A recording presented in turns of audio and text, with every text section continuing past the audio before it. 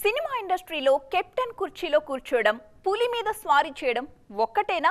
ఒక్కసారి కింద పడితే పైకి లేవడం అంత తేలిక కాదా?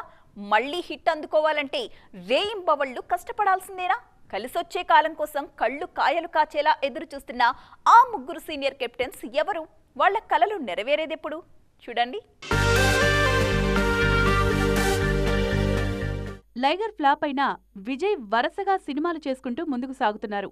కానీ పూరి జగన్నాథ్ మాత్రం కోలుకోలేకపోతున్నారు. ప్రస్తుతం రామ్తో చేస్తున్న డబుల్ స్పాట్ హిట్ అయితే గానీ పూరి మళ్లీ ఫామ్లోకి రాలేరు.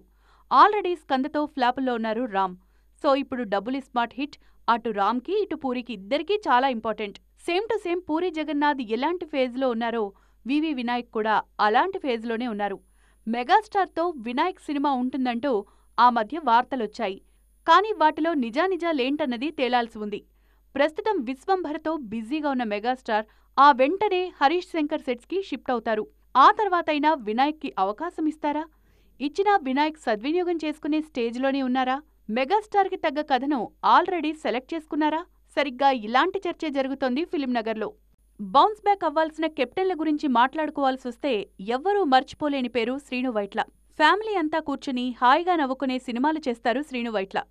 అన్ని ఎమోషన్స్ని అందంగా పండించగల ఈ డైరెక్టర్ ఫ్లాపుల నుంచి బయటపడలేకపోతున్నారు. మూస ధోరణి నుంచి బయటకు రాలేని పక్షంలో ప్రేక్షకుల తీర్పు ఇలాగే ఉంటుందనంటారు క్రిటిక్స్.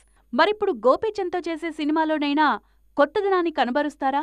మళ్లీ కెప్టెన్ కుర్చీలో శ్రీను వైట్ల కళకళ్లాడుతూ కనిపిస్తారా అనేది సినీ సర్కిల్స్లో జరుగుతోన్న డిస్కషన్.